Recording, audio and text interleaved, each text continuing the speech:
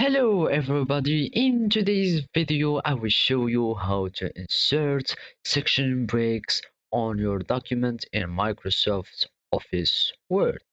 So the first step that you have to do is to open your Microsoft Office and open the document that you want to insert the section break in. So the first step that we will follow after you open documents are as follow.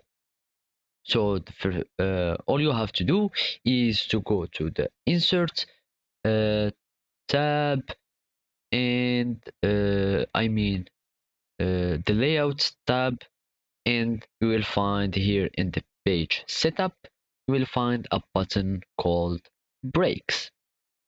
After you click, you will find first here the page breaks and then the section break.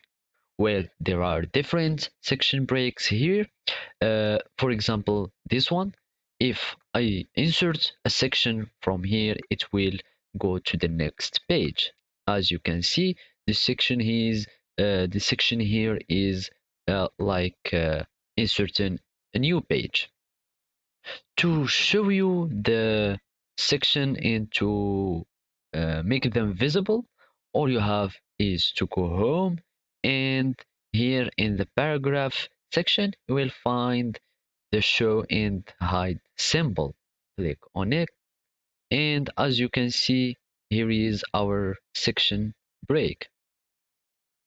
So if you want to delete it, so you can just select this section here, uh, come to here and uh, delete your section. All you have is to remove these symbols. As you can see, uh, we are going to select this section. So this is how we did. Let's try it on another type of breaks.